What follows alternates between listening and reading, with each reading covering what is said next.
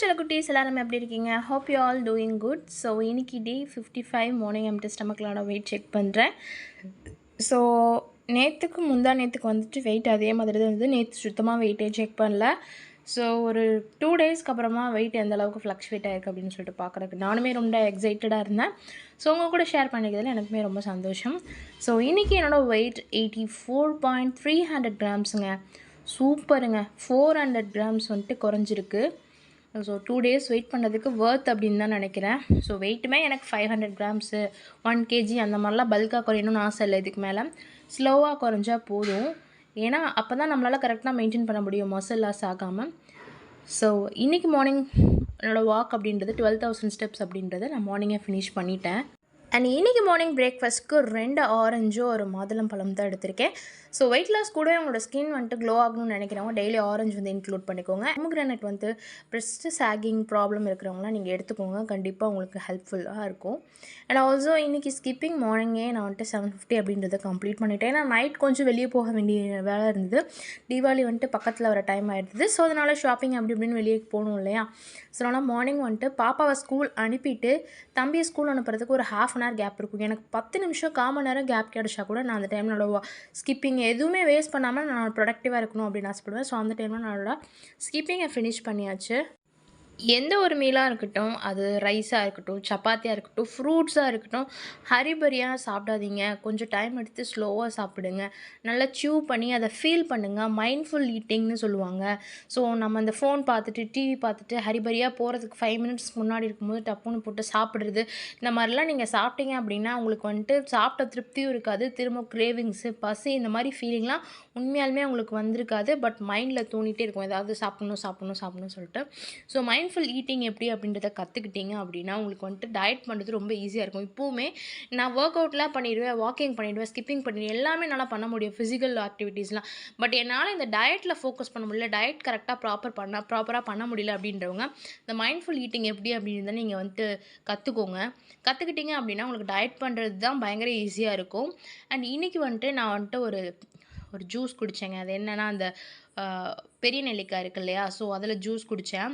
ஏன்னா ஒரு 22 இயர்ஸ் இருக்கும்போது என்னோடய ஹேர் பார்த்துட்டு எப்படி உங்கள் ஹேர் இவ்வளோ பிளாக்காக இருக்குது, ஏன்னா கொஞ்சம் அடர்த்தியாக இருக்கும். என்னோடய ஹேர் லென்த் இல்லைனாலும் அப்போ பேபிஸ் பிறக்கிறதுக்கு முன்னாடி நியூலி மேரிடாக இருக்கும்போது ஹேர் ரொம்பவே அடர்த்தியாக இருக்கும். அண்ட் ஆல்சோ பிளாக்காகவும் இருக்கும். 22 இயர்ஸில் எப்படி உங்கள் ஹேர் இவ்வளோ பிளாக்காக இருக்குன்னு கேட்பாங்க. என்னமோ நம்ம 45 இயர்ஸில் பிளாக் ஹேரோட அப்படி இருக்கிற மாதிரி, இல்லை டை எதுவும் அடிச்சிட்டு இருந்தேன்னா என்னன்னு தெரியல. நிறைய பேர் கேட்பாங்க. பட் அது நம்மளுக்கு ப்ரௌடான விஷயந்தான் இல்லை. ஒருத்தவங்க நம்மளை பற்றி உங்களுக்கு இந்த விஷயம் நல்லா இருக்குது எப்படின்னு கேட்குறது. ஸோ அப்படிப்பட்ட ஹேரே வந்து இப்போ நிறைய கொட்ட ஆரம்பிச்சிருச்சு.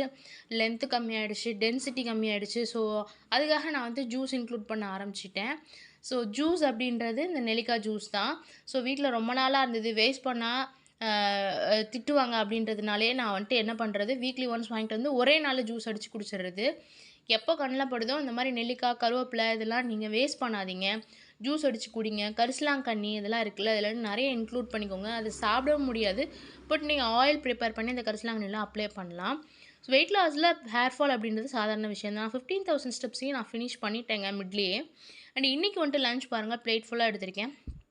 ரைஸ், அப்புறம் பருப்பு, 4 எக் ஒயிட்டு, அதுக்கப்புறம் பீர்க்கங்காயில் எக் போட்டு பண்ணியிருந்தேன்.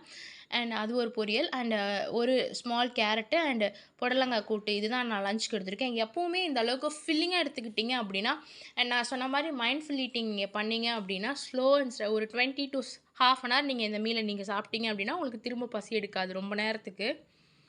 அண்ட் ஈவினிங் நான் பெருசாக எதுவும் எடுக்கல, ஸ்நாக்ஸ் எதுவும். அண்ட் நைட் வந்துட்டு ப்ரான் 65, நெத்திலி ஃபிஷ் 65 இதெல்லாம் வாங்கிட்டு வந்து அவங்க சாப்பிட்டுட்டு இருந்தாங்க.